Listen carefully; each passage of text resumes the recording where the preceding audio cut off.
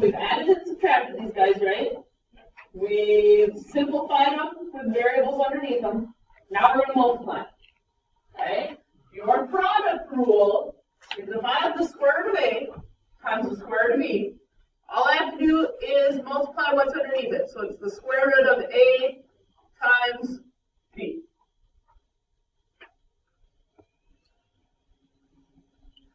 Okay, so number one, there's a number out front, right? So first we're going to multiply the coefficients. So -3 times nothing is what? Well, it's not actually nothing, it's like a 1. Well, okay, but the coefficient. So not the index, the coefficient. Well, the -3 is a coefficient.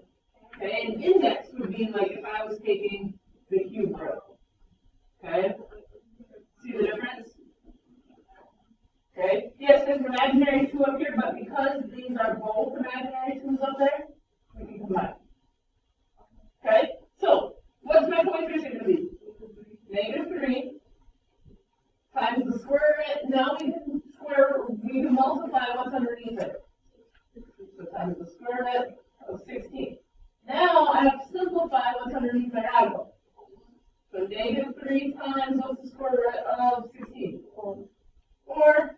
And I get -12 is the answer.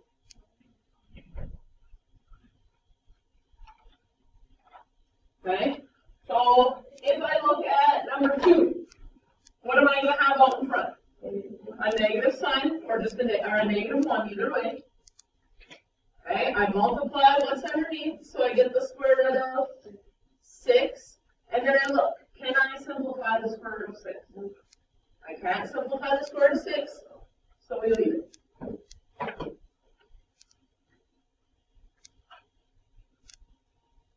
Okay, so number 3, multiply your coefficients.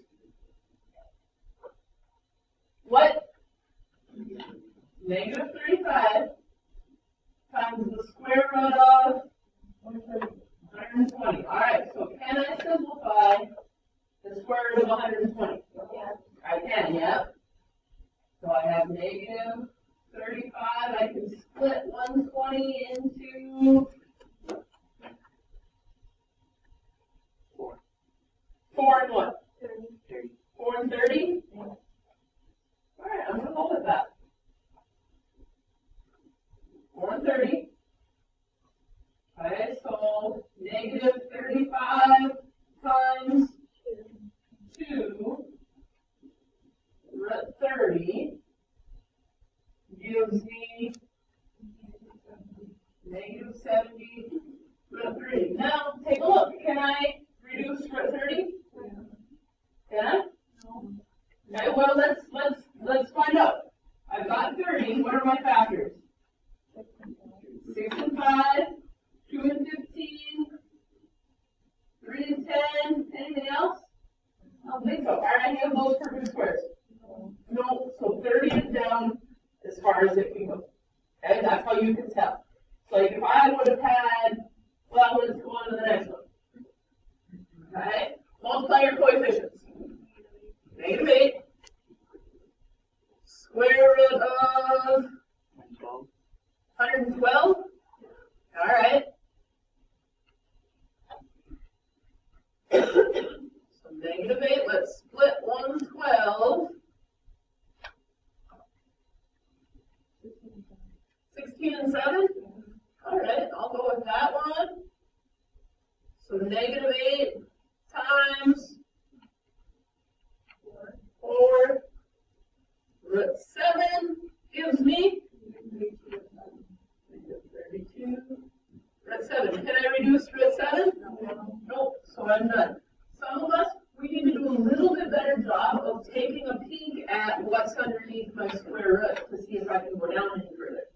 Okay? If I were to have a square root of 8 underneath there, I could reduce that to 4 and 2. So we always have to make sure that we're checking to see if I'm down as far as I can go. Okay? All right, so numeral 5. Whew. What's my coefficient going to be first? 4. Alright, so we've got 4. Square root of, okay, and now we have to think back to our exponent rules. Okay? Multiply my coefficients, I get 36 n to the third. Alright. So now it's a lot like what we did yesterday, right? So 4, can I take the square root of 36? Times 6. What do I have to split n into? Or n to the cubed into? N squared and n. So the square root of n squared is n. And then I'm still left with the square root of n. Alright, so multiply our numbers, we get 24n times the square root of n. Yes. Okay, so once I had 36n cubed, right? Okay, so we took the square root of 36 and got 6. Okay, and then remember, since this is an odd number, we have to split it. We have to subtract 1 and get n squared, and n is left over, right? Okay, my square root of n squared is n, so that came out, and then I still had left over my square root of n that had to go along. Okay, does that make sense? Alright, so number 6, multiply our coefficients. Negative 15 root 300 x squared.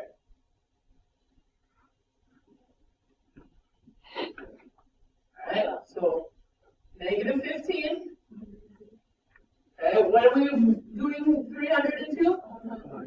Square root of 100, square root of 3. And do I have to split x squared?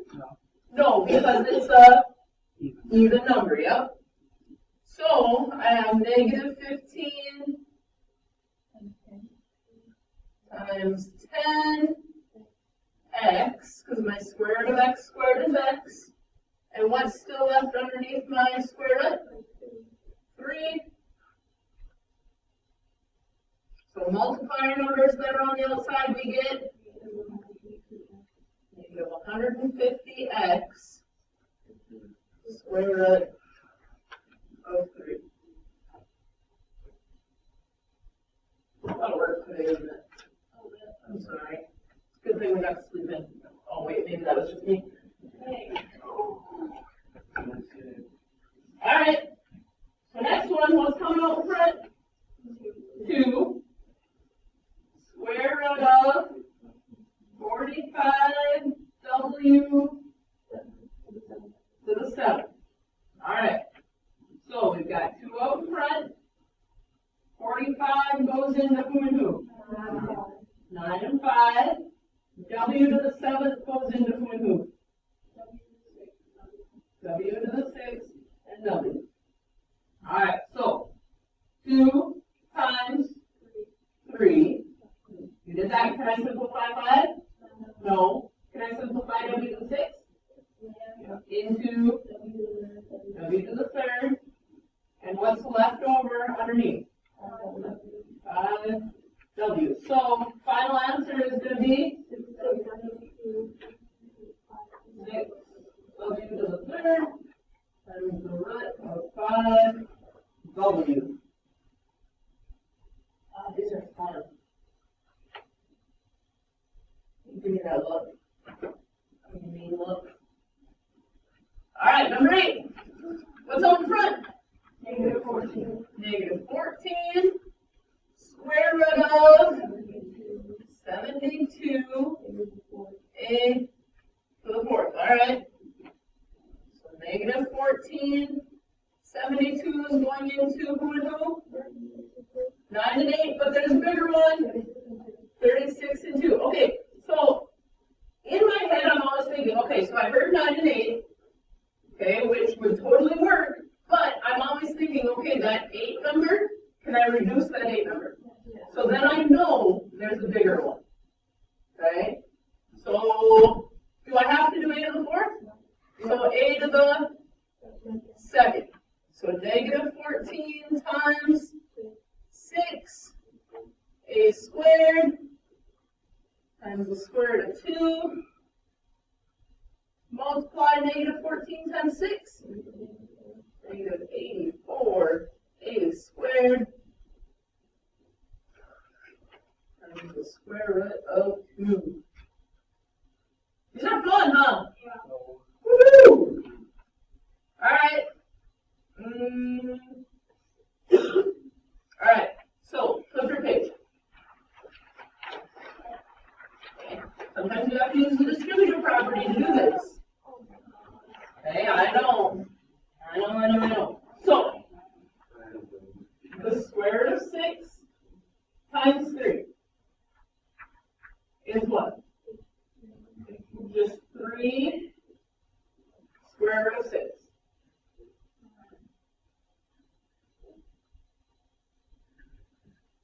Plus square root of 6 times the square root of 8. Square root of 48. Alright, is there anything there that I can reduce? Yes, I can reduce that 48, right? So 3 root 6 plus, what are we going to use?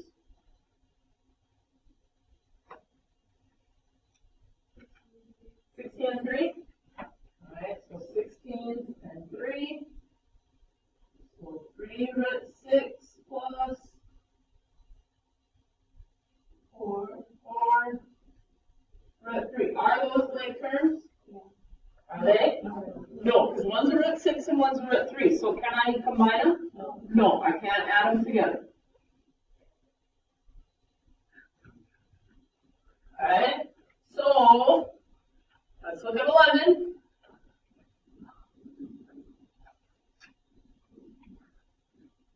Root 15 times 2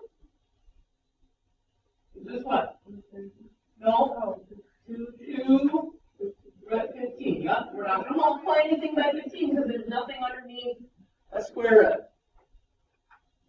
Okay? Plus root 75. Alright. So we have 2 root 15 plus, what am I splitting 75 into?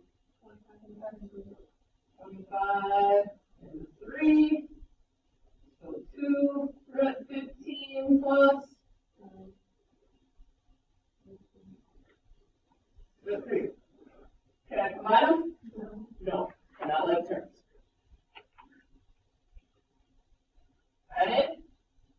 Alright, so number 12. When I take 3 root 10 times 5, I get 15 root 10 plus 12 root 20. There we go, yep, because we got to take that 10 times that too. Both things are underneath the square root. Okay, so can I simplify root 10? No. No, so I have 15 root 10 plus 12, what am I splitting 20 into?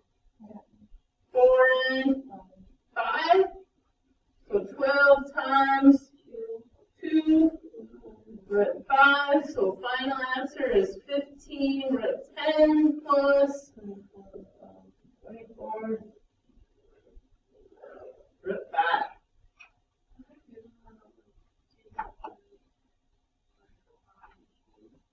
This one? Well, okay, so I'm just taking 3 root 10 times 5.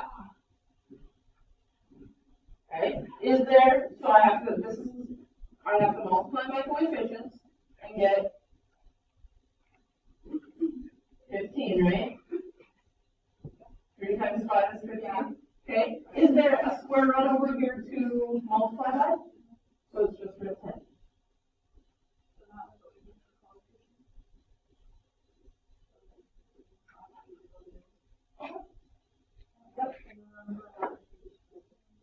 Well, because we always, the number that's, so if I have the square root of 15 times 2, we always put that over front. It's just just like if I were to take x times 2, I would change that to 2x. Okay? Right? So let's look at 13. Because you've got 2 square roots. Okay. Right? Should we do one more? Sure. Yeah. All right. So let's multiply our negative 2 root 3 times 3 root 10. Negative 6 root 30 minus, oh, careful, negative and a negative is a plus 6 root 18. All right. So, can I do 30? No, you didn't. Yeah, I think we mentioned at the beginning, did we already try to do 30? Right? So I had 3 and 10, 2 and 15, and 5 and 6, and none of them were perfect squares, right? Okay? So I've got negative 6 root 30 plus 6 plus 18 going into 9 and 2. So 6 times 3 root 2 gives me 18 root 2. Right? Is it horrible? No, it's just a lot of work, right? Okay, but is it super duper hard? I think this part over here with the letters, with the variables is harder. Okay? I know, and some of you like just whizzed through the variables yesterday, so I don't know what to think right now.